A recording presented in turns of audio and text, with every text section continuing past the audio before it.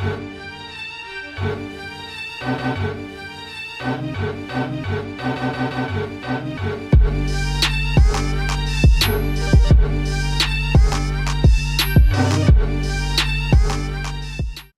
ye, gather around for yet another edition of Young Kings Wrestling featuring the Sovereign Soundboard. As always, you can find us on most platforms that stream your favorite podcast episodes, including Spotify, iTunes, YouTube, Google Podcasts, and iHeartRadio, among others. And if you're listening on iTunes, leave us a review of the 5-star kind. Links to all of the platforms and the merchandise available only at ykwrestling.com. Yeah, that's how we do over here.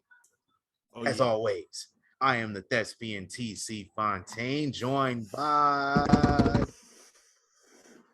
In honor of this man, for he just put on a dope show, the Heartbreak Kid, Rick Michaels. Hell yeah, that's what I'm talking about. Rick Michaels. Yes, sir. That sounds like you could you can maybe be on that related recommended section next to an episode of Smacking It Raw. That type of name. You get my drift. If you know, you know. Yeah, if you know, you know. Hey man, what you been up to this week, bro? Been another week, work week. Got a holiday tomorrow. People off work. Yes. Hell yeah, man. I ain't had a 3-day weekend and I don't know how long. I'm happy. Yeah, I'll be off work anyway. So like every holiday this summer is falling on a Monday and I'm off anyway, so I can't really enjoy it. It's fucked up. That holiday pay would be nice. It would be nice. Don't get me started, man. That's crazy. Juneteenth was on a Monday. Fucking 4th of July was on a Monday. Labor Day is always on a Monday. I'm not getting paid. That's a fact. I'm not getting paid to be off. It's kind of fucked up. I'm not gonna lie. That's a fact. That's a fact. We gotta do something about that. All right, I need that time and a half. Yeah, something like we have me go home for no reason. Now, I don't know. It's been catching up on all this content. You know what I'm saying? All this wrestling. It's a lot. I was backed up for a good minute. You know what I'm saying? Because they churning out everything. Thanks. So like the last week, I just went through all them A&E docs, the Rivals joints. Those are dope. Those are really dope. Yeah, I caught the Eddie and Ray one last week. Like we recorded and I seen it was on, so I'm like, you know what? I haven't watched any of these, so I'm gonna watch this one as it's live. And it's Eddie Guerrero, man, and Rey Mysterio. Yeah. I thought I caught Sasha Banks was on there, of course. It's about Eddie Guerrero. And I thought I caught her in some cap, but apparently she wasn't online. Cause I'm not, I mean, this is my first time ever hearing that she was at the Eddie Guerrero tribute show. I wasn't aware of that. But apparently she's talked about it before. It's shout out to my dude trying to be famous. You know, he's been on here for a minute. It's been a minute. He need to come back on here. But yeah, he hit me with an article from like a few years back, and she had talked about it then. So I was like, okay. Because I never heard about it. Like she said she showed up and she didn't know what was going on because, you know, it's 2005. We don't have cell phones to keep us updated all the time. And somebody had let her know, like, Eddie Guerrero died. You found out your favorite wrestler died and you was expecting to see them that night. Kind of. But you didn't have a computer? Because I knew I had a computer. About 5:30 that morning.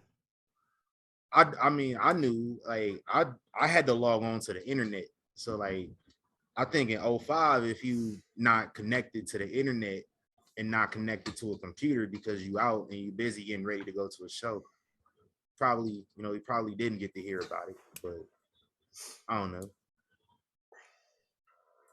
If she capping, it's messed up. But if she not, it's kind of messed. It's messed up too. But the situation itself, so like it might be a little bit in there. But no, like I've said this before. Like I was on .com every morning before I got on the bus to school, so I knew everything that was going on. Like when I missed pay-per-views and stuff like that, I go on there and I see what the headline is. That's how I found out Edge cashed in on Cena, and I was mad as hell the rest of the morning.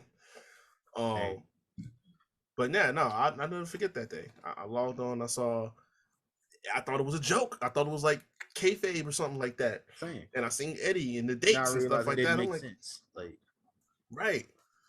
Like that bugged me out. So I don't know, man. Imagine me having dial-up internet at the time. Yes, we had dial-up internet in 2005.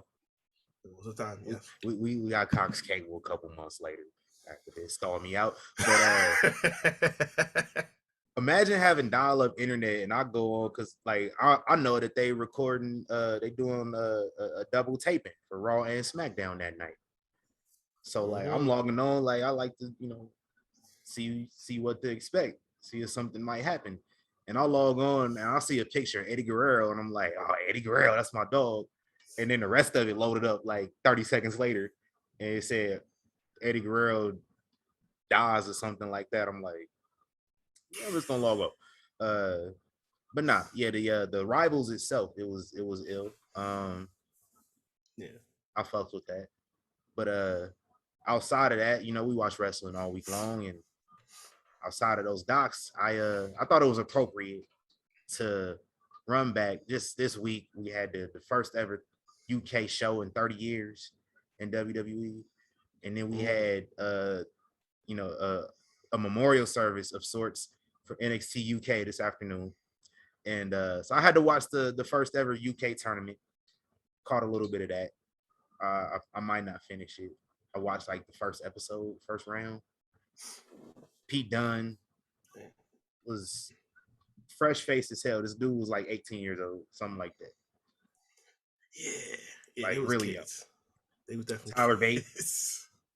Same thing. Because Tyler Bate was 25 19. now. Yeah. Or 24. I think it's 24. So yeah, that was back in like 16, 17, something like that. Yeah. Yeah, man. These dudes they're growing up now. And they was cold back then. And they still cold now. And they've gotten just more experience under their belt. They got more muscle. These are some little niggas, bro, before they got to the Performance Center. Yeah, I'm telling you, man. Oof. It's rough out here. Yeah. But outside of that, man, I ain't really watching nothing else. What you watch 03 still? Still on 03? I am 1 week away from Shane getting his junk electrocuted by Kane. Because I just watched the one where him and Bischoff are supposed to have a match in the main event. They start fighting, and then Kane pulls up, tombstone him on the steps.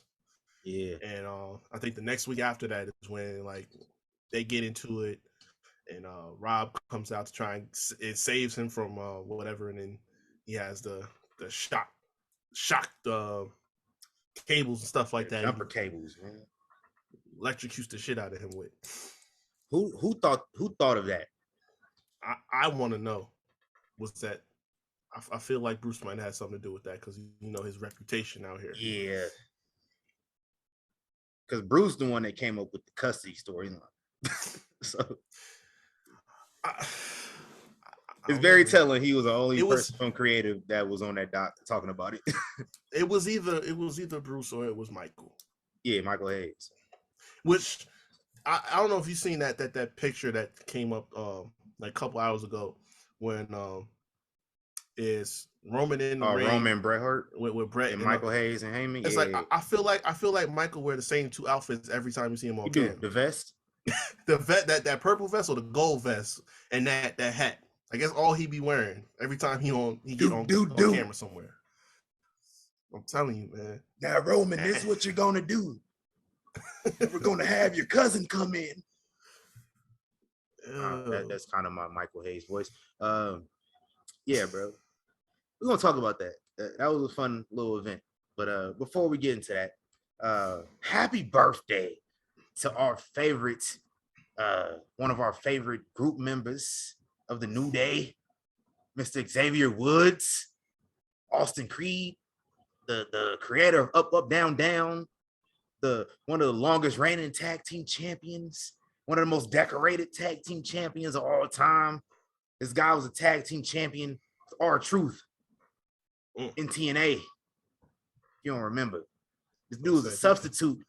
People don't know about that. For one of the greatest Cincinnati Bengals of all time, Pac-Man Jones.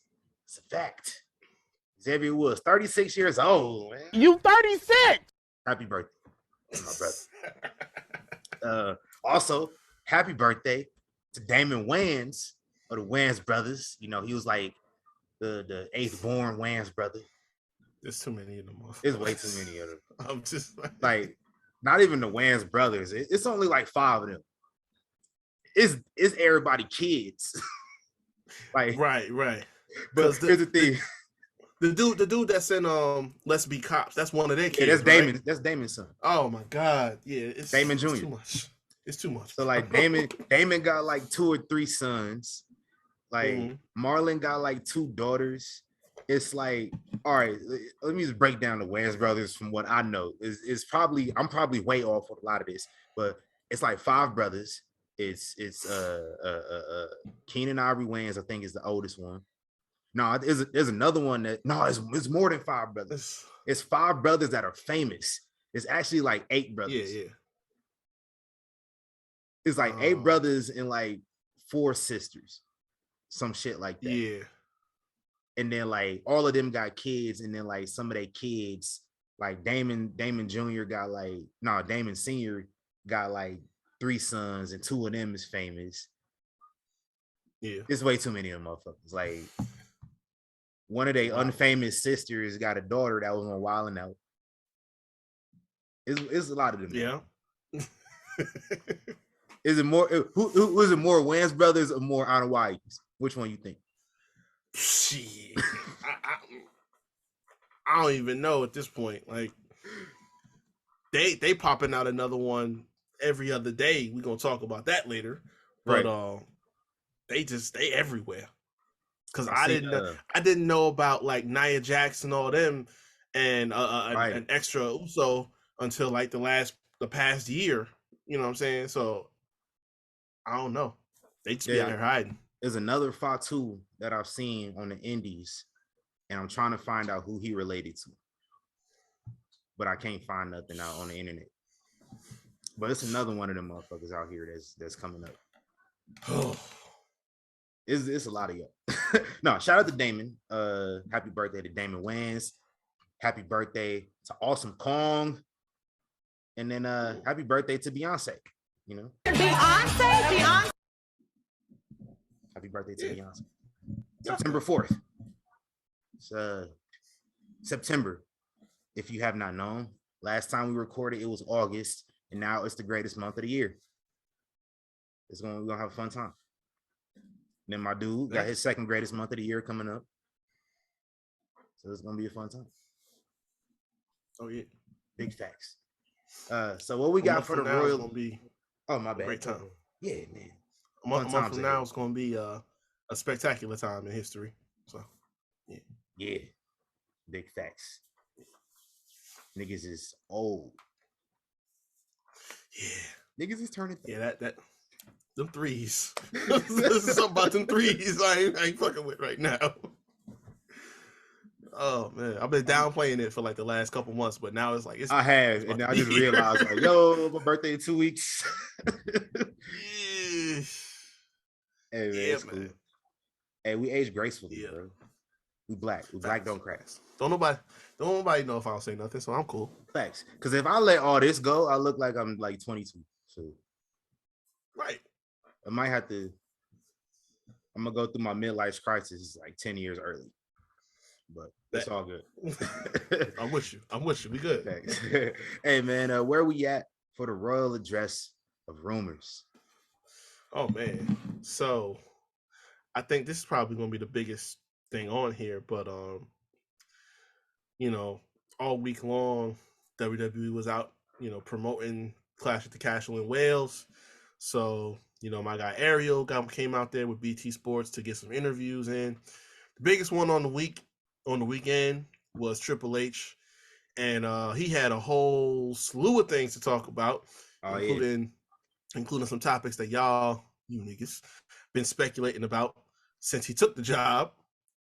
And I'm gonna just give some of the cliff notes, but basically, Number one, the whole him making the transition into being head of creative over Vince. He just said straight up, like, listen, this is not one of the things where he's running the show behind the scenes or he's home texting me and stuff like that. He says, paraphrasing, but he's like, basically, he said, look, you can't book the show the way I would book the show. You got to book it the way you would book it because it has to be your vision because you the guy right now. Like, don't sit up here and think, oh, well, what Vince would do it like this way. No. This is basically, he's giving his blessing. Like, this is your show now. You run it the way you see fit. That was one. Just keep making me money, pal. Exactly. Pretty much. Another big one that y'all just lost your heads about. The thing about AEW. So let me make this as plain as I can for you niggas once again. Because I found it funny how everybody wanted to act like they was pulling receipts, talking about, oh, he said this 2 years ago when it started. What he said was, and I'm going to quote it correctly. He said, in his mind, he does not see NXT as a developmental brand. He sees them as a third brand. What is Triple H's position? What the big key point in this, and this is what y'all fail to see. What is Triple H's position in the company? I'm gonna let y'all know if y'all don't know. Executive vice president of talent relations, and he's the head of creative. Okay, he's currently the head of creative now. Yes. So previously he was the head of NXT creative. He was still like vice president of some shit.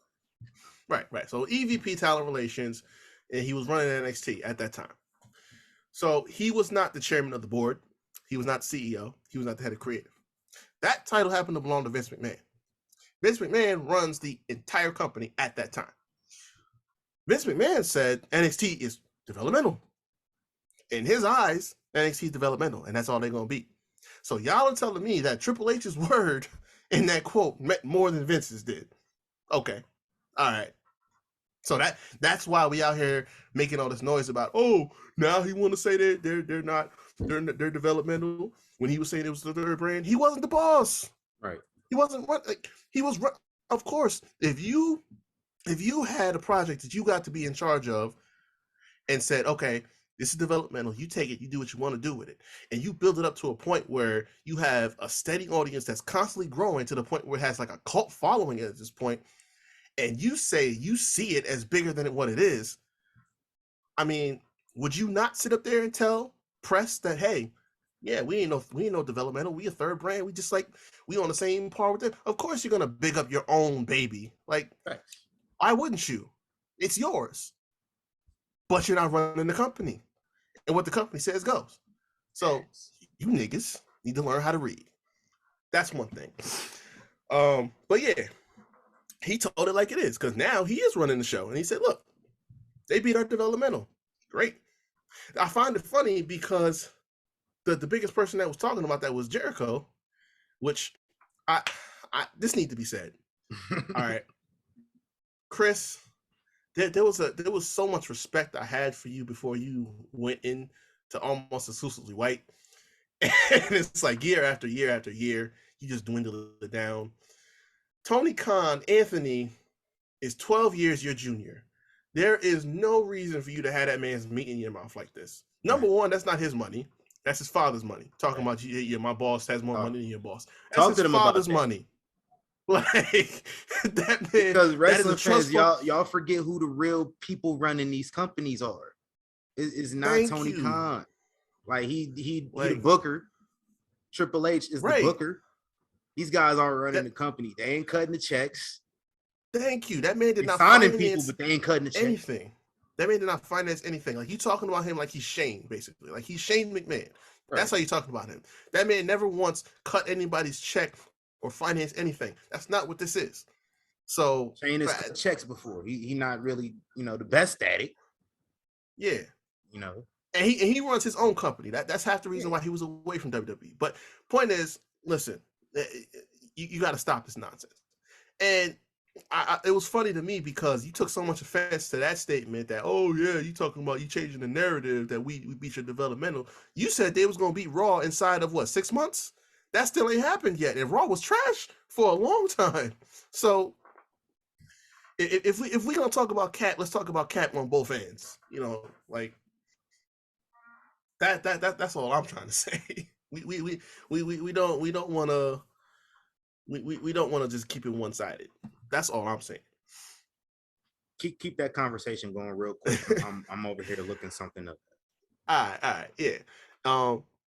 Another thing was the potential returns that are coming. Because Ariel asked him about, a couple names in particular: Sasha, Bray, Braun Strowman, The Rock potentially. Obviously, most of them, he's not just giving spoilers away, but Braun, spoiler, is supposed to be on his way back as early as tomorrow.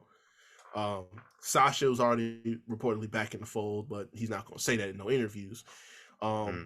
Bray, he's and he was very complimentary of Bray too, which tells you something, because a lot of reports from old regime was that he was difficult to work with, and he didn't so much say that he was perfect, but his creative mind, which we already know, it makes him so much fun to work with.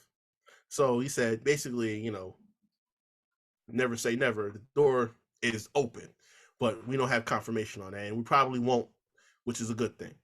And The Rock, obviously, basically he just said, look, he's waiting on him, because he talked about how, he mentioned that adrenaline rush that he gets when he's taking elbows, the people's elbow. And he talked about how he get hit, how he get goosebumps and something like, you're not getting that in Hollywood. So there's only one place in the world that you're gonna get that rush, and the time is ticking. There's a time frame where you can still do this, and it's running out. So I think the closest that he's been to those goosebumps in the last 3 years is maybe the Super Bowl. Yeah, no doubt. Because that's the second. That's the only other place that you have that kind of atmosphere year after year. But if you're a gambling man, you could expect to see at least 3 out of 4 come back. Perfect world, all of them. Yeah. But if you haven't seen that interview is some of the best work Ariel's done with BT Sports, because that interview I was glued to the TV watching this joint. Imagine ESPN not paying him. That's a whole nother topic for another day. Yeah, this ain't the show for that, but you feel me? Yeah. I can cover that on Havoc Hour. Yeah. Real quick, you talking about Jericho. It just reminded me of this tweet. What do you call him? What's Alka-Seltzer? Yeah, Alka-Seltzer. No, what's his homeboy name? What you call him? Oh, Broke Dick Brian. Made a tweet. It's coming up on a year, because I remember this tweet. This was apparently AEW beat Raw in the demo or some shit. And then this dude tweets out, this is before the stadium show they did at the US Open Stadium last year, the week before. This dude said Grand Slam or whatever. Yeah, this dude said next week could be a massacre. They haven't touched Raw since. So, for what it's worth, interesting. I always think it's funny. It's hilarious. I'm on Wikipedia. I'm just refreshing Wikipedia. All Out is on right now. Probably tap into that later. But I'm on Wikipedia just refreshing the results. And the Joker won the casino ladder match. I'm trying to find out who the fuck the Joker was. It doesn't say on Wikipedia. But the Joker apparently is associated with Stokely Hathaway and Ethan Page and Lee Moriarty and Billy and Austin Gunn and W. Morrissey. Maybe it's a fake update, because Wikipedia be with the fake updates. So if you can find something. I will go on Twitter right now. Twitter be making my computer run slow when I'm over here recording. Yeah, it's interesting. So, this popped up. So it says the Penta was second, or Penta was one of the last people to come in. A bunch of hooded people took out all the competitors. Oh. Somebody climbed up the ladder to get the chip. That someone was Stokely Hathaway. And the Joker comes out in all black wearing a face mask, gets in the ring, and Stokely handed him the chip.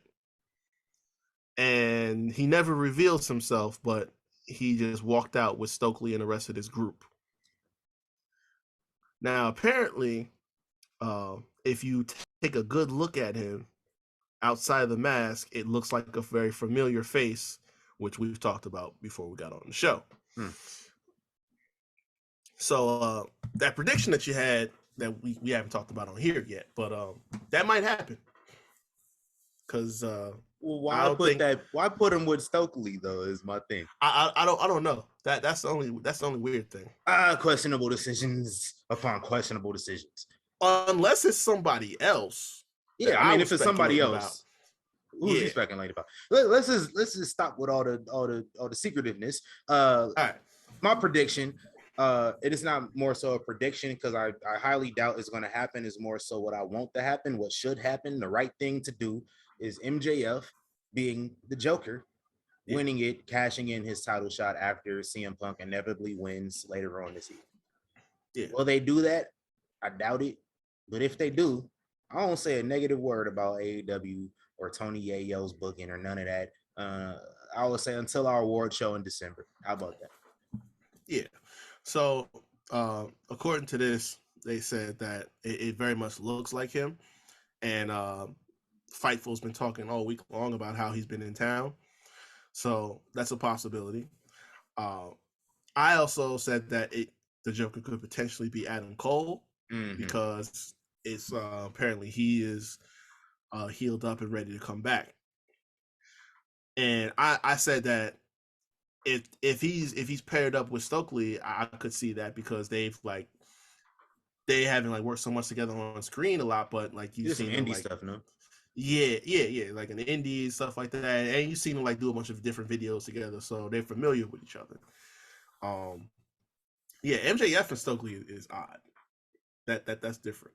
It would make for some good TV. I might tap in to see some of that, but yeah, I don't know. You'd have to explain that one how that came to be. Yeah, so we're gonna refresh this throughout the show. Yeah, because I'm gonna follow along with it. It's really only one match I cared about watching, and that was the match that happened first. Yeah, I ain't gonna lie to you. This card, I looked at the card this morning because I was like, should I watch it? It's 15 matches, including the pre-show. That's crazy. Pre-show had 4 matches, so we got an 11 match card. I remember wrestling fans were up in arms about WrestleMania being having too many matches. And it's the thing is, it's and I would say this is worse because all these matches go long, right? And there's no filler. And it's I could see if they only did it on shows like All Out, because All Out is basically their Mania, their big show. But every show is like this. Right. They start at 7 for the pre-show. They don't finish till 12:30, almost 1 o'clock at night. It's every single pay-per-view because they don't have monthly pay-per-views. They have every couple months they have a pay-per-view. And every single one is like that. So I thought every episode of Dynamite was pay-per-view quality. Oh. Well, that was what I seen on Twitter. Yeah. It was the greatest thing ever every single Wednesday night. Yeah, supposedly. Y'all wrestling fans good with the hyperbole because WWE get a lot of positive hyperbole nowadays too, and it's kind of sick. Calm the fuck down. Yeah, I seen a take earlier about Gunther being the best Intercontinental Champion of all time. Hold on, I saw that too. It's been 3 months, bro. Could he be? Yeah. I want to say potential is always there when you have a talent like that with a title that's been dormant for 2+ years. Right. I get it. You say, oh, he turned into the workman's title again, and so did Seth Rollins, and nobody was saying he was the greatest of all time. And that was only 4 years ago. Man, Seth Rollins was main eventing more than the world champion was. Right. It was really good. So how where was that energy? Where was that energy? Wrestling fans, you niggas love being prisoners of the moment. Calm down. Just calm down, bro. Seth was holding 2018 down. Y'all didn't show bro. him no love, and then y'all turned on him when the Fiend showed up. Like, y'all earned that heel turn. Y'all really did. Yeah. More on Seth Rollins later. Everybody that says he's annoying, they can't stand him right now, you earned this. You deserve every bit of this because you did it to yourself. Big facts. No, this is slow down on the hyperbole. We get a little too excited sometimes when the stuff we like, especially now, because like the energy is different. I don't think anything fundamentally has changed with how WWE is ran on screen. No. But it's little, I mean, there's little, nooks and crannies, little changes there. You can see, like, obviously somebody else has their finger on the button.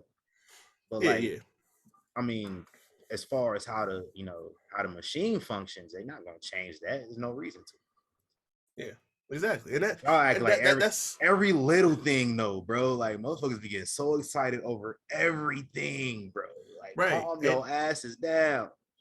And that's the thing, like that's part of what Triple H was talking about too in the interview. It was like it's not so much that I want to go back and try to change the wheel and reinvent it and stuff like that. It's just like, no, if this story made sense, if I see that this person works in this role, I'm going to bring him in and put him there.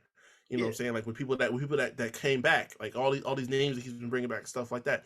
It's like, no, it's not just for the fact of, I just want to bring back these people. No, like I see they have talent. I see they're good workers. I see that they can fit a role on TV that I want to fill, because we got 3 hours to work with on Monday and 2 on Friday. Then I'm gonna put them there. Like it's really that simple. I mean, you got a car, right? The car gonna run the same way regardless of who driving it. It's just like it's gonna go different speeds. It's gonna function different. Exactly. But it's still the car. It still run the same way. It just exactly. Let's talk more about that though, man. We got Clash at the Castle, Saturday morning pay-per-views. I mean, I ain't gonna say I can get used to it because I can't. It was different. It was kind of difficult for me to work and follow along with the show at the same time. But I did it, and it was a cool little show. Like, I mean, the reason why I'm not going to complain because people in the UK have to stay up and watch pay-per-views at like 2 a.m. at the regular times that they come. Facts. So I mean, we can wake up on a Saturday morning and watch them. And then y'all saved me from watching Nebraska play like shit for the first 3 quarters of the game. Oh man, ooh. But y'all won that game though, right? Yeah, we pulled away in the 4th because okay, so I didn't watch the first half, so I don't really know exactly what happened. But apparently the play calling was off. And then last week's Peasant of the Week, Scott Frost, apparently took over the play calling in the second half, and they looked a whole lot better. So imagine the man can call plays. It's just certain other things he just needs to work on. We know he can call plays. We've seen him do it at other schools. So like we know he got a bag. He got a bag for real. It's just like, how do you utilize that bag with what you got? So I really appreciate WWE for scheduling a show that took my attention away from that game for a little bit. But if I had to watch that whole game, I would have been upset, boy. Oh man. I would have had a heart attack. I would have had an attitude at work, all that. North Dakota. It was North Dakota. Like, you shouldn't be struggling with North Dakota after 3 quarters. But Clash at the Castle. Let's get into it. My bad. You be triggered when your football team is trash. Practically your whole existence of being a fan. I wasn't a fan when they were good. Last night was a struggle for me too. Like I seen. Yeah, I didn't know Notre Dame was like that. Not Notre Dame now. No. Not since Manti Te'o. Right. Let's talk more about Manti Te'o in a little bit, man. I know y'all seen that Netflix documentary. Oh boy. But let's start with this show, man. Damage Control kicking off the first match. I didn't watch the kickoff show, so I have no idea what went down.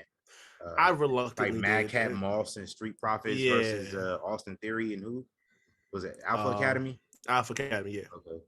Yeah, Austin got his first name back officially. He now, did. So More on Austin Theory later on. Yeah. But we have this first official match. We had the 6-woman tag match, and we knew that was gonna be live, and it was. So I'm giving it an A.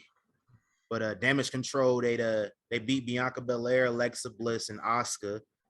Bayley pinning Bianca Belair. Mm-hmm. That was a decision, and I shouldn't be surprised, man. It's Triple H. Yeah. I didn't see Bianca win when it mattered a lot when Triple H was booking her. Let's not make it a habit. Yeah. Because it was a habit in NXT, so let's not make it a habit. I agree with that, but I mean, you say this all the time. Like the heels are king when Triple H is running the show. Yep. So, I mean that foreshadowing tells me a lot. I'm giving it an A2 though. Like I didn't expect them to get this much time when they opened the show, because I look back, I'm like, damn, they got about 30 minutes doing this. But that's great. Like you want a show, especially on a global setting. I said the woman wasn't gonna get time for some reason when they've been getting time for years now. But, okay. Yeah, that's another narrative. Just because they don't want to give them time nowhere else, that don't mean. That's what I'm saying. Like one of the only 2 companies that are giving equal time to men and women. Yeah. And almost exclusively white ain't one of them. Yeah, that's one of the narratives that y'all wanted to bring. Like WWE can't book the women right, but they were booked pretty damn well on this show to start it off. But yeah, like I said, that foreshadowing just tells us where we're going, and they have unfinished business. So I'm looking forward to that. Extreme Rules is right around the corner, so we might get to run back what Money in the Bank was supposed to be last year, or at least close to it. So I'm with it. I don't think we can do an I Quit match at this point because it wouldn't make sense. But last woman standing, I need that. Wouldn't be mad with that. It's in Philly. I might pull up. Hey, Mike, you should already have your ticket, bro. Come on now. No, I need that at Extreme Rules, man. I said I need. Yes, sir. I need that. What's your grade for this match, man? Hey, I'm giving it A2. Yeah. A's all around. Yes, next up, we got a clip of Tyson Fury and Drew McIntyre backstage, and Tyson Fury is here. He's ringside. Undefeated WWE celebrity. Mm-hmm. That's true. He's not undefeated in boxing, is he? Yeah, is he? Oh, I thought he had one loss. Okay. Yeah, no, that first one. He got a draw. Was a draw. Yeah. Yeah. Okay. Yeah. That's what that is. I have opinions on Tyson Fury, but this is not the time or the place. Okay. All right. Not that big of a fan. I mean, he beat a black dude during Black History Month. Like, hey man, and then we got our Instagram lynched shortly after that. I got bad memories. Yeah, man. He made me look bad. It was embarrassing. I was all for the black dude, and yeah, shout out to Wilder though. It wasn't so much that he lost; it was the way he lost that just like very embarrassing. Damn dog. And then the page getting lynched. It was a dark time for this podcast. And it was this channel. Yeah. Heavyweight boxing, Tyson Fury. Shout out to Andy Ruiz and Luis Ortiz. I'm gonna have to watch that one too. That's a bang. I'm intrigued by that. I'm not gonna have to see what that's hitting on. But they ringside. So is Bret Hart. They honored him for the match with a British Bulldog at SummerSlam 30 years ago. So he was there. I think with like his daughter and some other dude. And it was this girl that was behind Bret Hart.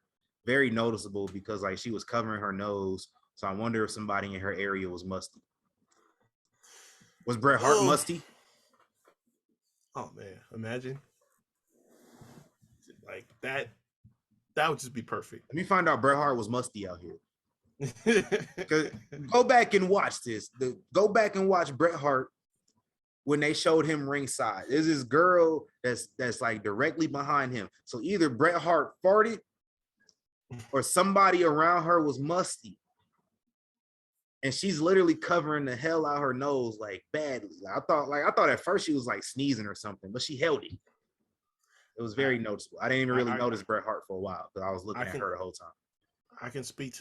I officially now can speak to the wrestling fans being musty. I told you about the show I went to back in like May. Confession. I got a confession. Uh-oh. I wear deodorant, I shower and everything. I accidentally was that fan at Money in the Bank. Because I had on listen, y'all seen what I was wearing, right? I had a whole ass suit on, and it's 110 degrees outside.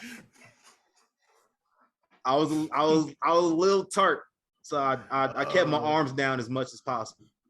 Oh man, it's just a little tart. It wasn't bad. Like it wasn't like SpongeBob in the movie theater type shit. Hey, if nobody mentioned it, it didn't happen. Yeah, it didn't happen. and the way we was sitting was like bumping elbows. So like, yeah, at that point they ain't even paying attention. So right. Good. It was a good show. We digressing a lot. My apologies. Let's get back into this. We hype. This is Sunday. It's a holiday tomorrow. Let's hype. We don't gotta work tomorrow, man. Like, yeah, chilling. My dude Reek, he had I didn't see him. I ain't seen him drink from it since we started recording, but he had a little drinky drink. I killed this. This is gone. Yeah. So we lit. But we here, Intercontinental Championship. We had a Sheamus came out with his boys, and then and then Gunther the Ring General. We had big meaty man slapping me. You know what it is. A+++ for me. This it was expected to be great, and it hit all expectations. What did not hit my expectations was Imperium is at full strength again. Giovanni Vinci is back with his boys, and I am a little bit because I was really enjoying the Playboy Giovanni gimmick out there at NXT. I thought it had a lot of potential that it did not get to reach if this is not a one-time thing, which is not looking like it is. Nah, he's if you look on the page, he's on SmackDown's roster right now. So yeah. And then we got Butch seemingly doing a slow revert back to Bruiserweight Pete Dunne. I'm not a fan of it because I feel like we caving in to what these motherfuckers on Twitter want. And it's like, look, I liked Imperium and I like Pete Dunne. I was invested in them, but like recently with these rehauls, they didn't really have much of a character to me outside of like we wrestle good. Now they still have these, the same skills in ring, but they have a little bit of a character to them that I've gotten an emotional investment in. And now all that is seeming, is gone. Like apparently everything that I got invested in over the past few months is just reverted back to them doing the same shit that they've been doing for the last 5 years, which is just, I wrestle good. And that's fine. Like they still good. I still enjoy them. But like, I'm big on character work. I've always been. I started watching in the Attitude Era. So like, I'm going to be a stickler for character work over the in-ring stuff. The in-ring stuff to me is just a bonus. Yeah, like, I mean, I can agree. Like, I was really into the Giovanni Vinci character. And I was starting to come around on Butch, honestly, because like it's like you said, they're giving some depth to the character. They still the same. They still wrestle the same. Like, yeah, that's my thing. I never understood the big deal. Everybody is like, oh, because his name is different. He's still the same wrestler. Like he wrestles the same exact way. It's actually better because he's more over. Like, Money in the Bank. It was a bunch of people like literally sitting at the ceiling, but they had 5 pieces of paper spelling out the word Butch. And then when he came out in the main event, they raised that shit up. So like, I don't so much mind if they like revert back to some continuity with them. Like, okay, you give Pete his gear back and you make him look more like Pete Dunne that we remember, but you still call him Bush. That's cool. I don't mind that. And then Giovanni Vinci can still at least make him dress the same outside the ring though. Yeah, I like the like gear, bro.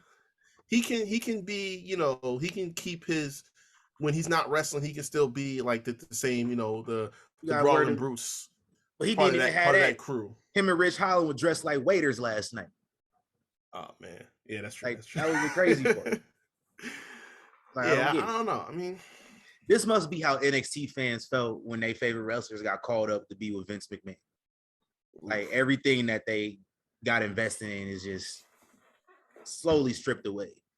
Pretty much.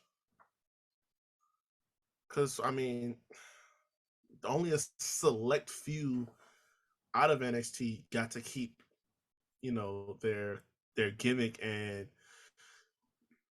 not just their name, the entire nature of their character, like Kevin Owens, Sami Zayn, Neville when he was there, Enzo and Cass, Asuka. Yeah, like only a select few of them got to get called up with that intact and then keep it all the way up to this point. Because they either had it when they came up and it got changed over time, or they didn't even get it when they came up to the main roster. They were just a different person with a different name, different gimmick. Like Sanity. Yeah, that was wasted, man. That was mid to me in NXT too, though. Outside of Nikki, I saw the potential that they had as a group, but I couldn't just because it was Eric Young. This dude held a women's title on TNA. I couldn't get it behind it. I still can't get behind Eric Young now. He lead another faction in Impact right now, and I just whenever they on screen, I tune out. Shout out to Joe Doran though, man. Get well soon. Thanks. But elsewhere in this, let me finish up with this match, man. Sheamus. Woo! Yes. He got his slap ass snacks. He got cooked. Adrian, you didn't go down like that, huh? He got cooked. I ain't never seen him get cooked like that before. Oh my god! I never flinched that much watching a match before. Nah, and I've seen some shit, but I mean, the chops, the kicks to the head. I mean, just everything. And he hit the cross on that nigga though, man. Yeah, man. No, they beat the out of each other, but Sheamus was getting cooked like crazy. He's getting cooked. I ain't never seen dude get his ass beat like that. Nah. And the crowd gave him his flowers after the match, man. As they should have. Well deserved. And I said this in the chat. I said, let another motherfucker call Sheamus mid at best again. I'm waiting.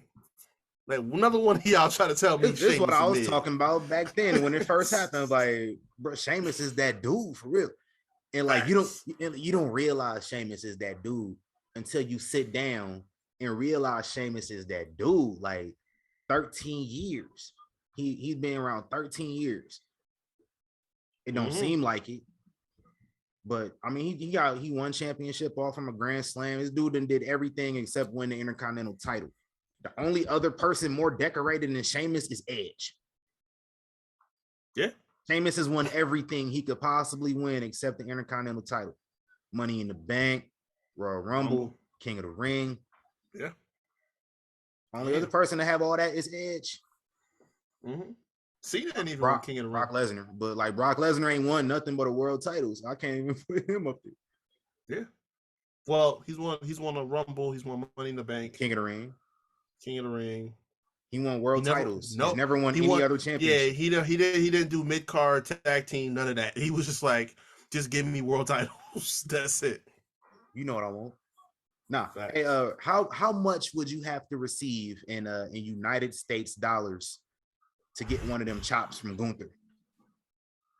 Oh man. I said 100,000 minimum. I might have to slide into million. Like million? Because I'm greedy. I'm factoring in medical bills because my chest's gonna be caved in on some shit. Like true. I don't have that big a chest as it is. Like I've been working on it, but like it's not that big. So I'm thinking about like what I'm gonna have to deal. I'm gonna be Kofi after he hit me in my chest. Facts. So I gotta factor that in. You know what I'm saying? But I don't know. Like I got a little cushion, so I think like I might be getting one. At least 500. At least 500. Like I won't say the whole meal, but at least 500. You know, and you know what? We can call it even there. You got something. I'm a listen. I did say 100,000, but now I think I'm out there raise that to like $250,000 because like you convinced me. You convinced me because we talking like if we're gonna ask for that, like, we talking full swing. Like he gonna wind up and crack, motherfucker. so I want yesterday's top dollar for price that. is not today's price. Amen. Yesterday's price was 100,000.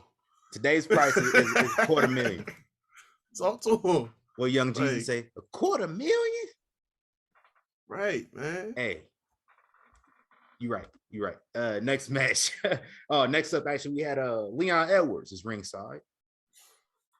Remind me what title do Leon Edwards hold? I do not know. I don't really follow you. What welterweight title? He just last weekend beat Kamaru Usman with that kick out of nowhere, shocking the world. Mm-hmm. Did not expect that to happen. He was ringside. I seen he think he's slick being in the locker room with Liv Morgan. You ain't slick, bro. Y'all was in the locker room. It was just y'all and the cameraman. Yeah. It was just y'all and a cameraman, son. You don't find that suspicious? You don't find that suspicious? I do, sir. Oh, I give Sheamus and Gunther A+++++. Oh yeah. Some slap snacks, man, for all that time. Beautiful. Bumping me. This is all I asked for. All I asked for was just put the IC title back on pay-per-views where it's supposed to be and spotlight it correctly, and they exceeded that. So yeah, facts. Gotta give it. But speaking of Liv Morgan, we have Liv Morgan versus Shayna Baszler for the SmackDown Women's title, and yeah, we're not really feeling it. I'm gonna give it a C. I wasn't feeling it, mainly because I thought Shayna was gonna get the dub. I think it's about time for Shayna to get the dub, and Triple H with the book. I thought she was. I thought he was going, just put it on her, put that shit on, and then, do how we do. But nah, Liv won again. Yeah, C. I'm gonna give it a C. It's like F. It's just, yeah. I'm being nice. I was being nice with it. I'm giving it a whole F. And it's not even because of the quality of the match. No, the match is okay. It's just a result. I've been on this for I don't know how long, and it's like we know y'all tapped in, but you're not listening. Okay. I only asked for one thing, and one thing only, and it's like y'all keep teasing me, going in the direction of what I want, because we now have like Happy Go, tag team Shayna. And stupid comedy act Shayna. This is real deal. Whoop your ass and leave Shayna.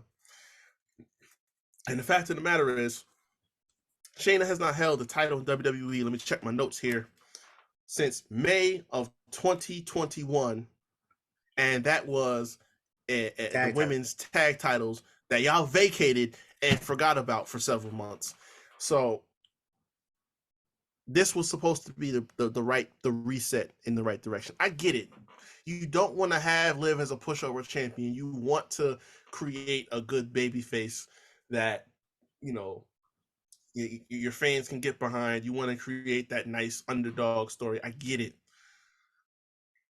She would have still had that already. But she would have still had that in a loss.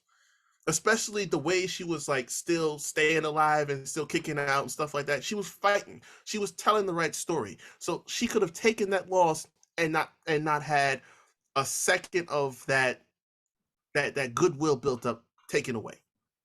Yeah. But y'all said no, we're gonna definitively have her beat Shayna by breaking her down and then hitting her. Mind you, this will piss me off. She hit the finisher. She sure did. And last week, they were literally, WWE on their social media posted video of her practicing with Ronda all the counters to that move. She literally said, look, this is her finisher. Boom. This is how you counter it. step by step, she went over with her. Like, okay, she's gonna do this. So then this is what you do. You move out the way, catch her in the headlock. She practiced that with her like at least 3 times. Went over with her. So she did all that practicing with you, and you still got hit with it. Nah, man. Nah, F. F minus. I'm pissed off. I'm sick of this. It's garbage. I don't accept it. It's true. It's true. You know what? I'm gonna give it a D. Now she said it. I'm gonna change my grade to a D. Because I'm looking at Liv Morgan and I think like it's a similar situation like with Braun Breaker. Like Braun Breaker had some really weak opponents during his reign. Like Liv hasn't had weak opponents, but she's had opponents like it's more so the opposite. Like Braun is so much better than his opponents that he's been facing, whereas like Liv is clearly inferior to Ronda Rousey. She's clearly inferior to Shayna Baszler. So like she's the underdog and like the opponents don't work out for her. I think like, you know, you put Liv up against like Rhea Ripley's or Bianca Belair's or, you know, Alexa Bliss's and Asuka's, like I think you get a better result versus somebody who should just be dominating the fuck out of her. Mm-hmm. So, and now that I'm thinking about it, because I want to give a shout out to Ronda Rousey and Adam Pearce for some entertaining television.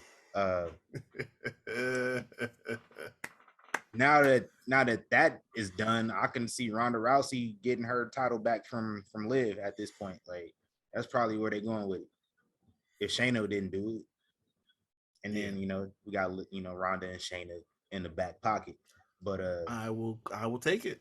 I really will. I ain't mad at it. I mean, that's how it's the more I think about it, I would rather it come to the two of them facing each other and Shayna taking the title off of Ronda as opposed to Ronda taking it off of Shayna. Yeah, because we don't need Shayna taking that kind of loss. No. But as bad as we've already done her as it is, let's not do that. Ronda can take any loss in WWE at this point and still come out and be a draw. Like, it's not a question. Shout out to Adam Pearce, man. He turned to a nigga real quick. Where was this energy 2 years ago? I just want to know. Where's this energy? Like, you didn't have the energy for Roman. You got the energy for a woman, though. That's crazy. That's crazy. You got the energy for a woman, but you don't got it for another man. Like, I wish I just thought about that now. You had the energy for another dude. You had an energy for Roman. Roman called you a pussy. For real though. He called you a pussy on Fox. Roman was sunning you on national TV on Fox. Bruh. And you ain't do nothing about it. But Ronda getting your face. You call her a bitch. That's crazy. You got all this. You got all the balls in the world for another woman, and she still whoop your ass. That's crazy. Oh, Adam Pearce. This is what I've been talking about. See, Adam Pearce showed y'all his true colors that I've been talking about the whole entirety of the existence of this show. I've been saying it. He's all right, but he's not real. Yeah, he's one of the most decorated NWA champions ever. He's a great in-ring technician. He had a slight nigga moment almost. He said, hell no. Yo, hell no. No, he didn't say hell no. He said hell no with a W. Right. Like, okay. So Scrap Daddy's alive in there somewhere. You just don't got the energy for your peers, your male peers. Yeah. But all right. Anyway. Good to know. Anyway. Let's check back in on All Out, shall we? In a surprise to no one, the Elite booked themselves to win another championship. Oh, I'm surprising nobody. Jade retained TBS we knew that title. Was she came out. 3 minutes. She came out decked out like She-Hulk. I need that. Hey, like She-Hulk. She got the green paint on and everything. I'm with it. I said I need. And then right now I'm watching Survivor Series 2014 just came on. Autoplay. The main event. The Alliance versus Team. Yeah. You know. Stop. Soul Survivor. Oh. Hey, let's table that for another. Yeah, that is gonna be.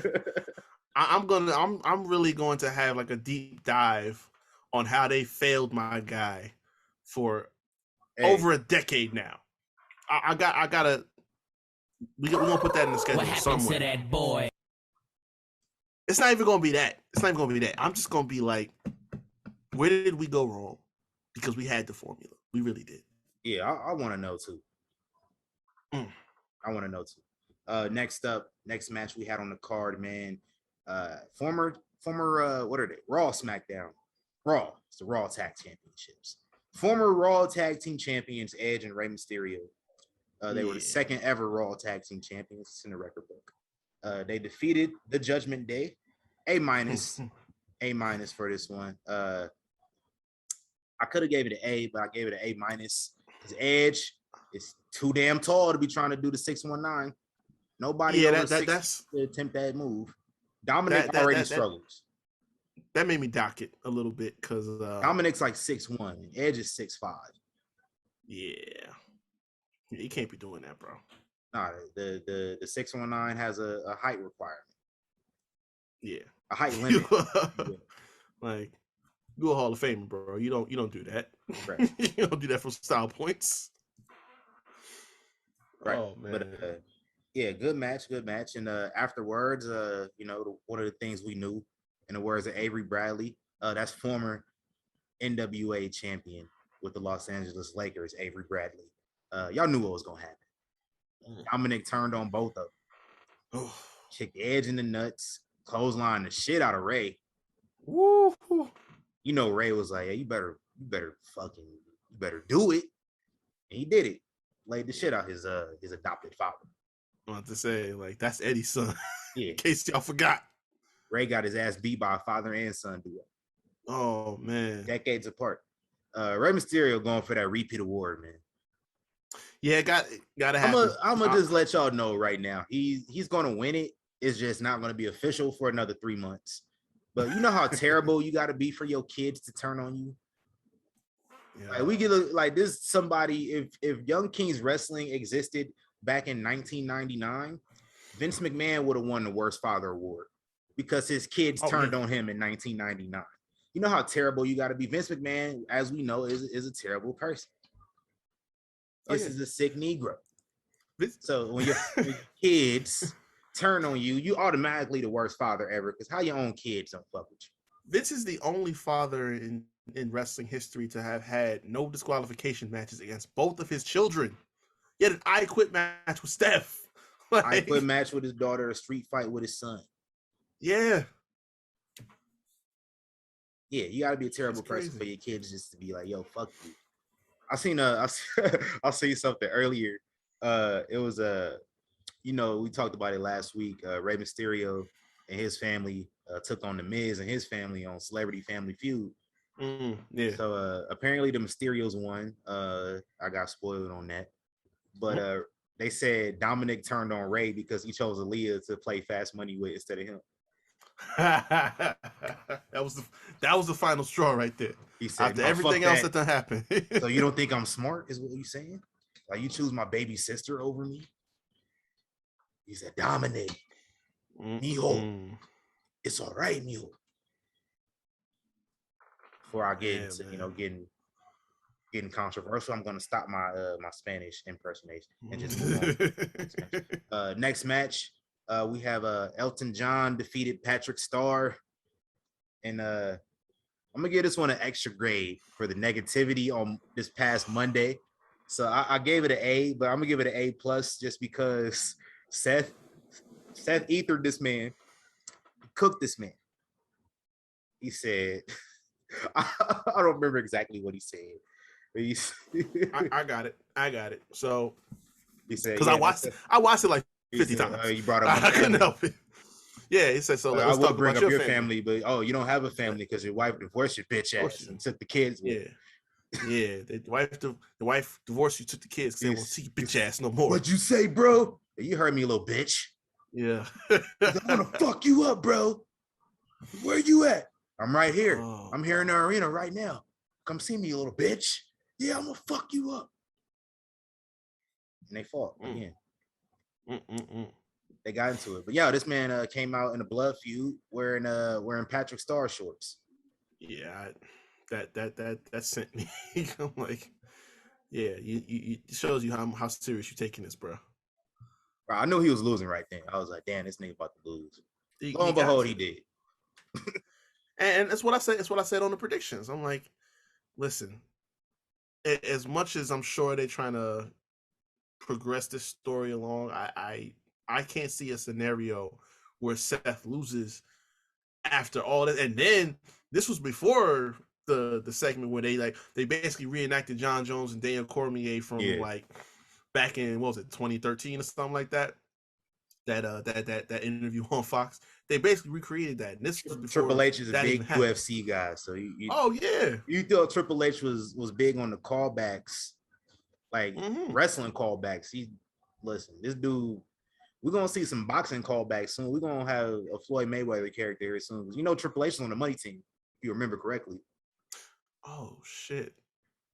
Y'all definitely remember? I definitely forgot about that. What fight was that he came out with? Damn. It had to be like 2013, so maybe like Robert Guerrero. It wasn't Robert Guerrero.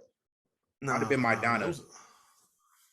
It had to have been Maidana or maybe Canelo. Cotto. Maybe was it Canelo? We gotta Google this. Because I remember because I watched that fight. I did too. And I watched a lot of Floyd's I remember fights, I seen him. I was like, what is Triple H doing with Justin Bieber? It was my initial thought. Yeah. I'm like, no, it had to be like, I feel like it was like Cotto or somebody. It was Cotto. It was okay. Cotto. Right. Yeah, it was one of them good ones. Yeah, man. Yeah, no, that's coming. That's coming. I gotta watch out for it. Hey, Trick Williams. Listen, I'm for it because Trick is not getting enough attention because he's next to. He with Mello. He's next to. I'm gonna save my energy on that for when we get to it. Yeah, but we got a lot to still get through, so let's speed it. I get a B plus to this match. B plus, okay. One more thing about this, I feel like if this is really a blood feud like it has been, we need a gimmick match. We got Extreme Rules coming up. End it there. It's probably gonna happen. Street fight or something like, yeah. That's all I got. And then unfortunately, he's probably gonna win on that. But what's unfortunate? Riddle probably gonna win if it becomes a gimmick match. But it's not unfortunate for me. I don't want to see Seth lose no more, and not to this bozo. He won last night. It's all good. Yeah. He won. Then I just don't want to see it. I just don't want to see it happen. It is what it is, man. But in our main event, man, Roman Reigns, the tribal chief, the head of the table, the one, defeated Drew McIntyre. Drew McIntyre, the chosen one, came out the Broken Dreams. Yes. Like, I think, like, we had to do it. Yeah, we all wanted it, and we all, like, was hoping they did it. And I had a feeling they would at least, play Broken Dreams first, and then he, plays regular music, which they did. Mm-hmm. So I'm glad. Because I was like, you can't play that video not in the that you UK. Had. Yeah, you can't sit up there and do that whole that little video that they played, a couple days before. Right. You can't tease us like that and not play it on the show. Like that's Facts. You would have had a riot on your hands. Facts. And as this is a Roman Reigns match on a premium live event, you already know the default grade. A plus. I'm gonna add a couple more pluses because the match itself was fantastic. Like 4 pluses. Like, hell yeah. Whew, y'all really had me, bro. Like I thought it was the end. I thought it was over multiple times because like going into the match, I'm thinking like they was gonna do it. Like, and then after the match, I was like, I'm glad they didn't do it because, all right, you got a moment, cool. You still got a whole much, other stories to tell that you just gonna negate the fact that you got these other stories to tell because you want to create a moment. And it's like, that's not smart. That's how we get lackluster title reigns like Hangman Page. That's how You know, we get title reigns that are hard to follow up on, like Kofi Kingston. You know what I mean? Because like the moment's already passed. So like, what are you gonna do next? Yeah. Well, And the only the thing I same can thing would say, have happened with Drew. yeah, the only thing I can say is that you had a storyline that you could transition right into, which was Karrion Kross. And the only way I see that ending, and this is why I agree, is that Kross takes the belt off him first chance. And that's just because that's how Triple H books. It's like, all right, so perfect example, Johnny Gargano. Keith Lee. You know, he had been another one. He had been building up to winning that title all this time, and the buildup was so great, and everyone's so behind it. He finally wins it. First title reign or first title defense out, he loses it to the first challenger. That's what I feel like would happen here. And I think the fact that, you know, you've put so much stock in Drew and you've built him so much, and he was your pandemic champion. And to as I said last week, that y'all been talking about since day one, Drew is that leftover lasagna. Mm-hmm. This was the perfect example of that, because how long had he been out the picture and just doing bullshit feuds with like Corbin and stuff like that? And this match already, he looked strong and shit. Like, it took a whole debut NXT call up and a whole bunch of other bullshit to happen for him to lose, because he was getting at Roman. The psychology in this match from the very beginning, it's like Roman just sitting up there, getting out the ring and taking a step back, hesitating. Like, he was shook. He absolutely from the jump, and it was like, oh man. Let's talk more about what happened in this match, man. Roman Reigns hit the rock bottom, did not get a finish, so I had to tweet the owner of the rock bottom. I said, hey, this guy who's been calling you out for the last 2 years stole your move, your finishing move, and did not get the finish with it. So what are you going to do about that? Because you know it's about drive, it's about power. So what you going to do about it? But so we get you know, when you got a main event on a big show and you got Lil Nate, Charles Robinson, if there was a Hall of Fame for referees, he would be one of the first inductees into it. You know, when he out there, he taking a bump. Oh yeah, every time. He took a bump. And then here comes Austin Theory with the Money in the Bank briefcase. Oh man. He's about to cash it in, and he goes up to Samantha Irvin, the timekeeper. And he goes and he tries to let her know what's about to go down. So I'm cashing in.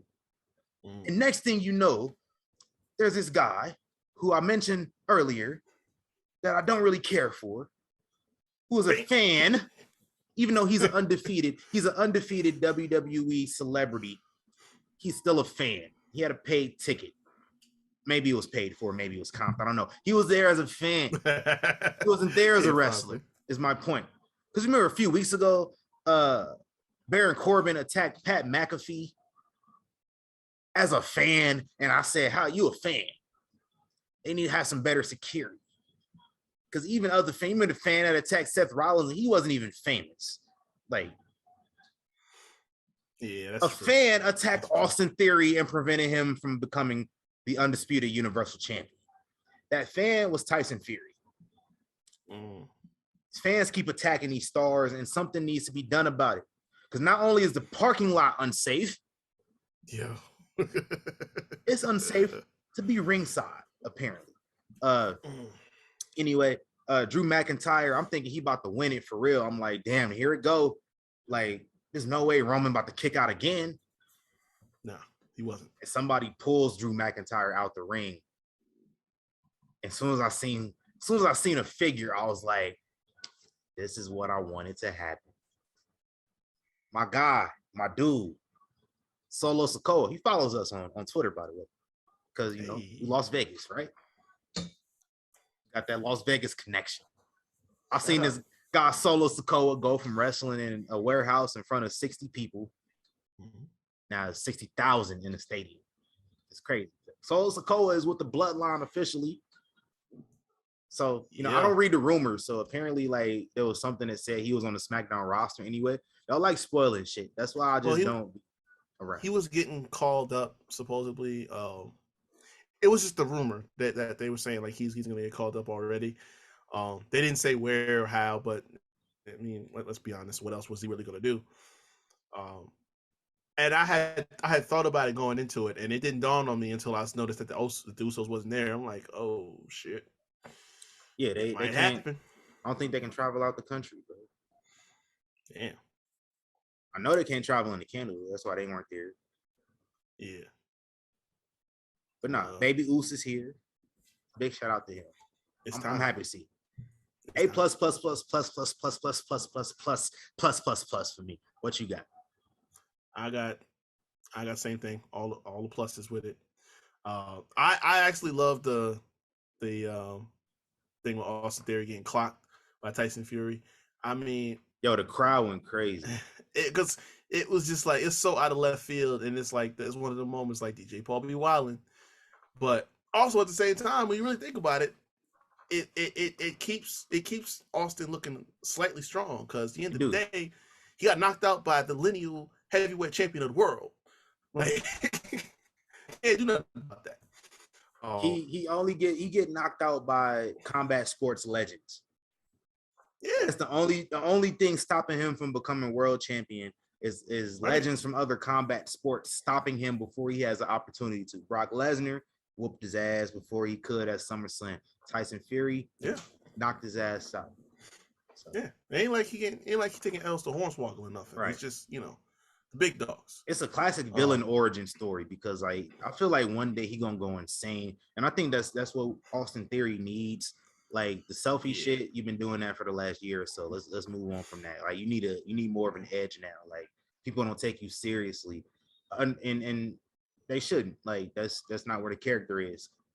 The character needs to be like he needs to be respected, right? And I think he's not getting that respect. We've seen for literally a whole hour on Raw a few weeks back, this man was getting bitched. Got bitched by the Bloodline. Got bitched by Drew McIntyre. Got bitched by whoever he fought in the match. I can't remember who they fought. Through it for an hour straight. So, you gotta toughen up.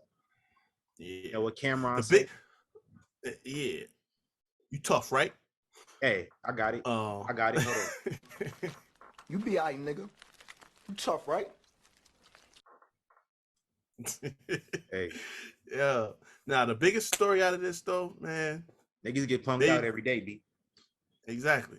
Biggest story to come out of this, you know what I'm saying? Baby Uso here. Sami Zayn, your time is up, big homie.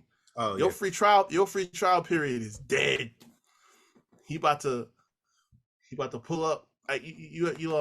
What's that show? The Eric and Andre joint? No, the Eric Andre show. He about to pull up to the gate. Let me in. He's about to be a Duffy, bro. You gonna go up to the door? It's gonna be locked. Ain't nobody gonna answer, bro. It's all bad.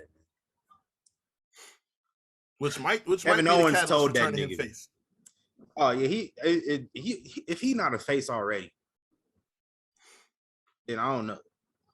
But I know Kevin Owens, he told you, bro. I told y'all niggas. I told y'all niggas. Y'all thought I was playing, but I told y'all niggas. Months ago too, he said, "Yo, what the fuck you doing, bro?" Yeah, and he wasn't trying to hear it. These are not your people. He was stoic. Now he about to learn. Yeah, man. I know Drew seen Solo Sikoa was hot. Yeah, it was like, you're like, how many of these niggas are you? Jesus Christ. It's more of y'all? Where y'all coming from? Fuck them, they're like the Wayans brothers. Sitting up there, who are these niggas? Right. Shout out Tommy Davidson. I thought I had that on the soundboard. I was looking for it. I don't have it. So, soundboard might have deleted that too. Raggedy ass. Oh my god. Whatever. Yeah, that was Clash at the Castle. Any last thoughts on that? No, man, it was a great show. It's the press conference afterwards was pretty entertaining too. You're gonna see probably some more UK shows going forward, or at least Oh yeah, they going back. shows It ain't outside no the way. country. Yeah, they're gonna be around a lot more. But yeah, no, this was his first official show that it was just all under Triple H's watch. Now, like this was his thing, and it was good. Like it wasn't bloated. What, 6 matches on this card? Everyone got their equal time. That's what we needed to see. Facts.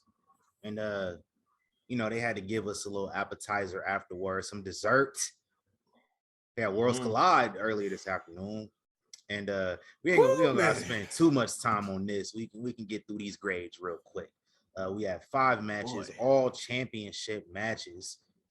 We kicked it off. Shawn Michaels was a fool for kicking off with the best match of the night. Carmelo Hayes put Ricochet's jersey up in the rafters, ran back, and defended the North American Championship successfully. I'm gonna give it an A for the A champ, because the A champ, he don't miss. I love the double springboard stunner spot. That was fun, bro. Like that was probably my favorite spot in the match. Like Ricochet going through all his greatest hits and Melo just matching him, like step for step, bro. Like, listen, if 2024 WrestleMania 41, if my guy is not in the main event, I don't want to watch it. Like, I said it before we even got in the ring, when he was just doing the entrance. I'm like, you got to give my guy everything. Like, I've never seen a talent that just like he comes out and you see him and it's like he got the entire package. He has everything that you need in a superstar. So there are not enough pluses to give to this match. I said it from the jump. Nothing's gonna beat this. I wasn't that invested in the main event from the beginning. You know what I'm saying? But once I saw this, I'm like, I knew it was gonna be dope as soon as they announced it, but like, as soon as I heard that Ricochet music on Tuesday, I was like, oh shit, here we go. Yeah, man. Shawn Michaels somehow to maybe book the best card of the weekend. Yeah, man. Like, nothing beating that. Nothing. Hey, shout out to Carmelo. I got a comment on him later on, but let's get through the next match. For the unification of the NXT and NXT UK Tag Championships. NXT champions, the Creed Brothers. NXT UK champions, Briggs and Jensen versus Gallus and Pretty Deadly in a 4-way elimination match. I called all 4 of these teams last week before the match was made official. Thought it might be, have a little fun with it, be like a ladder match or something, but I don't know. I guess they said no to that. But it was still all right. I'm gonna give it a B though. It wasn't like amazing, but it was cool. It was dope. Before the show itself, Roderick Strong got. I ain't even gonna play the soundbite that he got his ass cooked, because like I thought he was dead. It's like this man was. I thought he was dead. Is he alive? So I'm thinking the whole time, like, man, this dude done went through all the trouble to fake attack himself, trying to do Roderick Strong gaslighting things.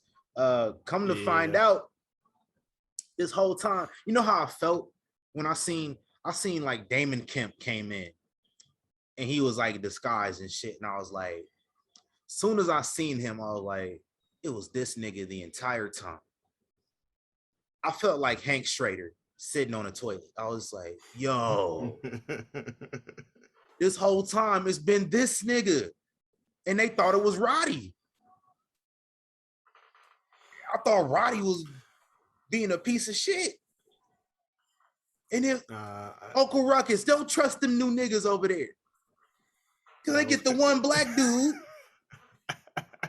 and he probably trying to avenge Stokely. Like, yo, what happened to my nigga Stokely? Where'd he go? Oh man, that's crazy. So now I had to infiltrate for the Brotherhood. That's how I'm looking at it. Put a kente cloth on my nigga Damon Kemp right now. Honestly, initially that was my first thought too, but then I'm like, you know what? Roddy ain't smart enough to try and put it out ahead on himself like that. He was never a made guy. He was never a top guy in them groups. Yeah. This ain't him. So then I'm like, who else would it be? And then as they were coming out backstage to walk out for the match, and he's talking, I'm like, something looks sketchy about that nigga. He might not be the one, but I feel like he in on it. And then sure enough, he was the one that did it. But honestly, I'm bumping this up to an A, and it's because of 2 words: Julius Creed. Ooh, That dude is. I don't know what to say no more. Like I wasn't that hyped for the Creeds initially when they first came out, but it's like I just keep watching them week it after took me week. like and 2 this weeks dude, to get on the Creed bandwagon. But yeah, Julius, man. and it That makes dude sense is because like I found out that I was looking every now and again I like to go look at like old performance center recruits when they first got signed, the little the photo shoot that they put online. And I like to go and look through them and see like who's still around and like what characters are like, how they've progressed. And I seen the class that what's his name? Brutus Creed was in. And they introduced him and stuff, and it was like his brother was signed to the Performance Center like 6 months ago. And I was like, that's why his brother seems to be so much better right now, because he's been there longer. And it shows. But like, yeah, shout out to the Creeds. They the truth. They Himothy and Himothy too. They really is, man. Like, but they didn't get the win. Pretty deadly. They win the NXT tag titles and the NXT UK tag titles. I believe both for a second time. If the UK might be a third time, but very sneakily, very very sneakily, and it's only taken 2 years. They might be one of the best teams in NXT history. Because what other teams can say they've held both tag titles multiple times? Nobody. That's true. Milli Vanilli out here doing work. Hey. And they with Lash Legend now too. Perfect. That's smart. Makes sense. Next up, to unify the women's championships in NXT, Mandy Rose beat Mako Satomura and Blair Davenport. And I'm gonna give it an incomplete for the match, just because I started eating lunch, and so my attention was drawn away while I was eating. I had some Wingstop. Shout out to Lemon Pepper. That's my favorite. Ain't he like the biggest shareholder? Yeah, something like that. That is? Yeah, something like that. So I'm gonna give it incomplete for the match. I'm gonna give it an A for Mandy because one, it was an obvious choice. Like, you're not gonna put the belt on these 2 women who weren't introduced into the fold until 2 weeks ago, and the audience don't know who the hell they are. One of them is Mako Satomura, and she's a little bit on the older side. And I also don't think she wants to be in the US for a long term. So you couldn't have put the belt on her. And then Blair Davenport just is not a good representative for your women. If you know, you know. Yeah, I forgot to like I saw you and Katie talk about it before. I was like, oh shit. Oh, this is literally the entire reason I've never been able to get behind her at NXT UK. Yeah, I was like, I can't rock with that. But yeah. I mean, if you don't know, I'll elaborate on a little bit of it. She was like very big. She was like the Triple H of Stardom at one point, right? Like the 2003 Triple H of Stardom. And there was another woman in the company, not Stardom. It was somewhere in the UK. There was like a Fed in the UK. And she was like maybe running shit, or she was like one of the top talent over there. Her and Will Ospreay, that broke ass nigga. And apparently there was another woman that was there, and they blackballed this woman because she spoke out, as part of speaking out against somebody that was there who was friends with Blair Davenport and Will Ospreay, and they made sure he kept getting booked, and they blackballed this other woman for speaking out against that person. So, yeah, that's who you want holding one of your women's championships in a publicly traded corporation. Be my guest. But I'm glad it wasn't the way they went. Mandy Rose, however, can easily be top of the card on a Monday or a Friday night going forward if that's what they want. Hell yeah. She is proven it. She's shown it. It's there. There's plenty of people that's gone down to NXT, and it's like they've taken that step forward and like just progressed more, that they kind of ironed out some tough spots that they had on the main roster previously. But Mandy is completely like transformed her whole character. Like, she was going like gearing up to more towards like a soft Trish Stratus on like main roster previously, but now it's like she's a completely different, like this is a whole different person that's coming out. So when she goes out, and I said the same thing, when she comes back up to Raw or SmackDown, whichever she goes to, she's easily a main eventer, no question. And the fact that anybody thought anyone else was even going to win this match is just ludicrous. Like in any of these matches, like the whole concept was that, you know, they're shutting down NXT UK and they're going to start up NXT Europe. Why did y'all think that any of these UK champions were going to win these matches? Like, wasn't going to happen. The whole thing was that if you weren't being seen on NXT TV already on a weekly basis on Tuesdays, then don't expect to see them winning any of these championship matches. Like, Right. everyone else is going to go to NXT Europe or whatever spin-off show they have. Facts. Except Pretty Deadly. They I mean, I don't know if they count or not, but outside of them, y'all knew what it was. Well, they're being featured on 2.0 as much as possible. So it's like, right. But Yes, boy. That's what I'm saying. That's my point. Like, you know, like maybe they'll be on NXT Europe, maybe not, but they're on NXT 2.0 now. So it's like, if you're not on that show regularly, then why think that any of them are going to win? So this was all mostly foregone conclusions.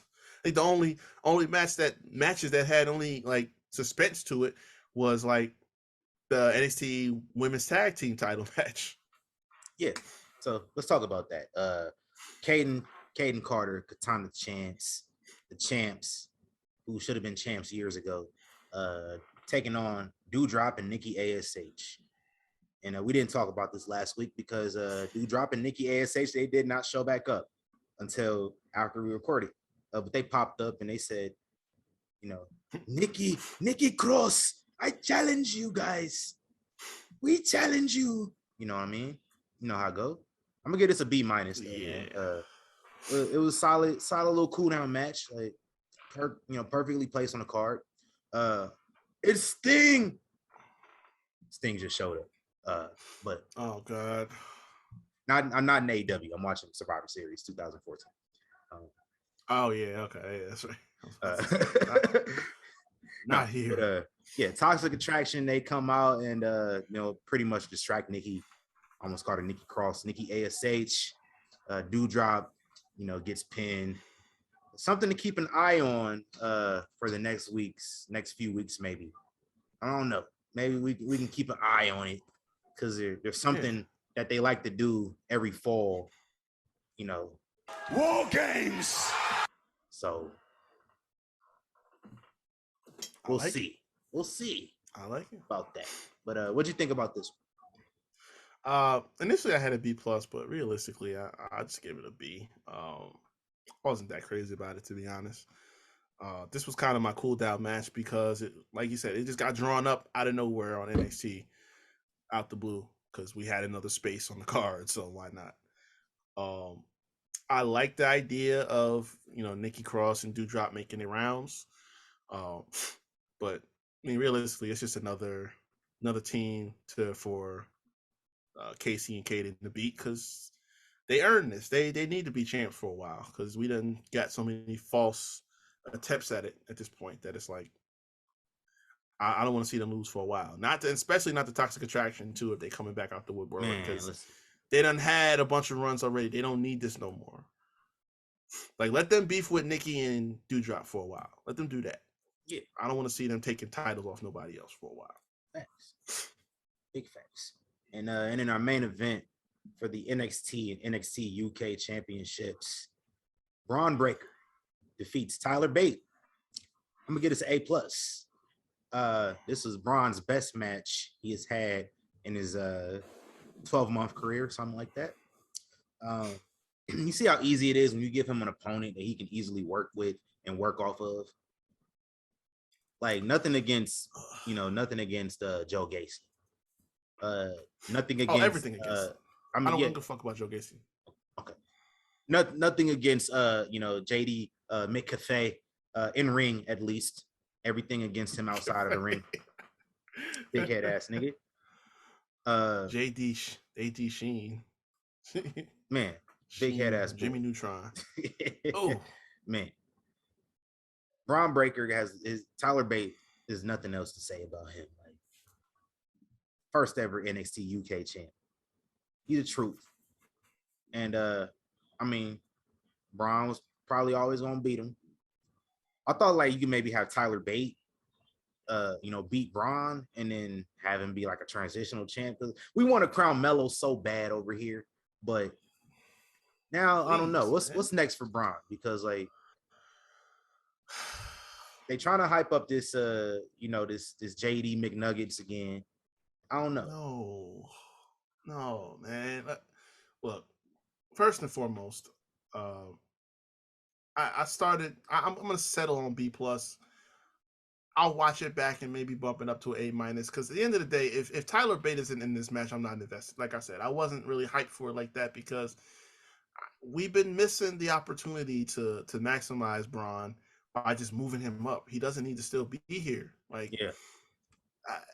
He's either gonna sink or swim. So I mean, all this holding him down in NXT to be the guy when you have a guy that can do it, it doesn't make sense to me. But it took me a minute to get like fully into the match. The first couple minutes, I was just like, yeah. But then that latter half, when they came down the stretch, it was just like they started knocking this shit out. And this was, in my opinion, Braun's best match to date. So I'm with you on that. But where you go from here, I have no idea, because you have that annual tradition coming around the corner. So I guess the next month and a half is just going to be setting the stage for that. And I don't know who is going to be on whose side. I don't know where they're going to come from, but you could set that up. But if you do that, it only ends one way. And if anyone needs context, I'll illuminate for you. We did it with Shayna Baszler and Rhea Ripley about 4 years ago now, 5 years ago, 4 years ago. And we saw how that ended in December of that same year. So rinse, repeat. And if Melo is still the North American champion, just double it up. I don't care. Do it. Because they've both unified champions at this point, in case y'all forgot. Melo unified some championships. Yep. And Braun just did it again today. So there can only be one at the end of the day. But I need that, man. I need it to happen sooner rather than later. Like, we have so far past the perfect opportunity to get Braun elevated at the perfect opportunity. Like, I'm very concerned at this point that he's going to get up to Raw or SmackDown and it's just going to be like lukewarm once he gets there. Like, he may get a good reaction, but it's like, I feel like we're just not taking full advantage of the moment to just do it, because what more is it that you need to do for this guy that he's still in NXT? That's my only thing. And we've been talking about this already. We just mentioned it. Like, he doesn't have that many opponents you can just keep on building new stories. Like, he's about to start lapping, because if JD McNugget show up again and he want to run it back, then okay, that was a good match, but we know the result. Like, what's the point in this? And who else are you building to be in the position to challenge him? Because I don't see it. Gacy was Grayson Waller, not for me personally. No, hell no. I don't. Oh man. And I heard him that segment he was talking about. Oh, his mom was disappointed in him. Listen, Mama Waller wouldn't have had nothing to be disappointed in if she had just swallowed. We all could have been deprived, spared of this nonsense that's going on. I don't need that. But hey, listen, if and when we get to Carmelo handling it and getting there, Apollo could be that, since we mentioned Grayson. But yeah, I don't want to see him. I don't want to see him there. Don't do it. Don't piss me off like that. I want to, because you know what we haven't had in a long time? I'm upset. It's been a while. Just for show purposes, we need it. Look, I can promise you, I will kick the show off with that if that ever happens in the near future. Like, I won't even talk about what I watched this week. I won't talk, like, as soon as you introduce me, just hit the button on tap, because I'm gonna have to get that out the way immediately, because I will not be happy. Facts, man. I will contain every bit of rage for the entire week, from Tuesday all the way through to Saturday, Sunday, whichever day we record. I will contain that shit and just let it loose as soon as we get on. Man, big facts, man. So let's before we plug our socials, let's tap back in to see where we at. All out. Looks like Wardlow and FTR defeated Jay Lethal and the Motor City Machine Guns. So yeah, I didn't even know that was on the card. You an Impact. You're not getting a win over AEW. But you thought something changed in the last year? No. Never. And then it looks like Powerhouse Hobbs squash Ricky Starks. So what? Yeah. 5 minutes. That's some cold shit. 5 minutes. He ain't deserve that. He ain't deserve that. That man cut a damn good promo. He ain't deserve that at all. Yeah. We're gonna refresh this page a few more times later this evening, but for now, let's plug our socials. So. All right, y'all can find me at RickHavoc24 on Instagram and on Twitter. Also, y'all can go check out the Havoc Hour, talking sports and entertainment on all platforms where you find Young Kings Wrestling, Spotify, Anchor, Google Podcasts, and the video versions up on YouTube. And also the Instagram page, _the Havoc Hour _ where I keep my posts up. I was gonna record yesterday because everything that been going on this week, but the way that game stressed me out, man, and it was going kind of late too. But yeah, man, I'm September and this month NFL's coming back on this week, so yeah, man, I'm definitely I gotta get something this weekend. You've been betting these last couple of weekends on college? I put one in yesterday. I put one in yesterday. And you didn't put $40 on your ticket, did you? I did. You did? Hey, I did. Okay. And the funny thing was that hit, that was fine.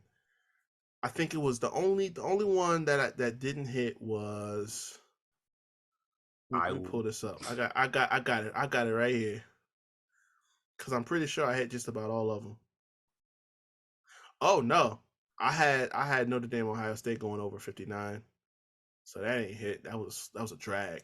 And then Oregon and Georgia got just under like 54 because I had them going over.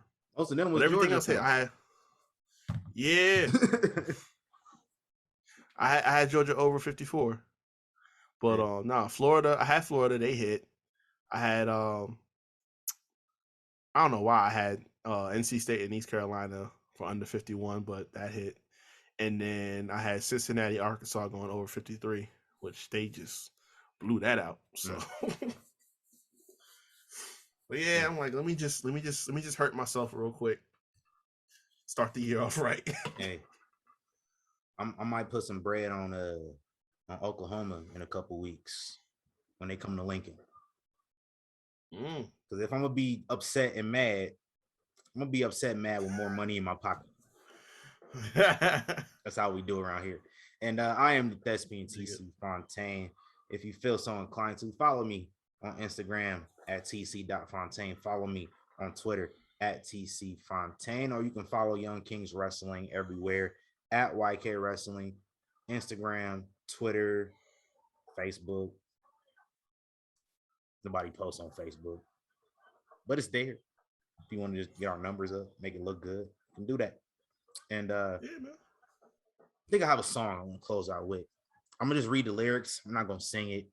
I don't feel like singing, but I'm about to take it old school on some Motown type stuff. Stuff our grandparents was listening to. You know what I mean? This is back, you'd be on like Johnny Carson and shit. And you'd be real quick before I do this. I seen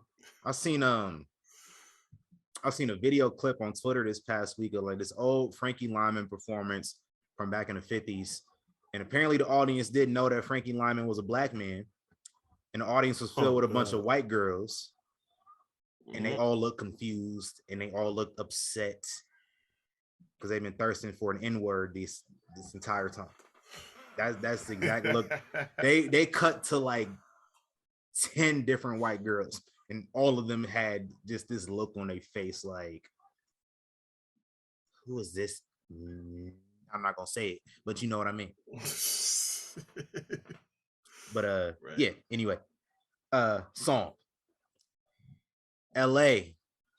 Proved too much for the man. Too much for the man.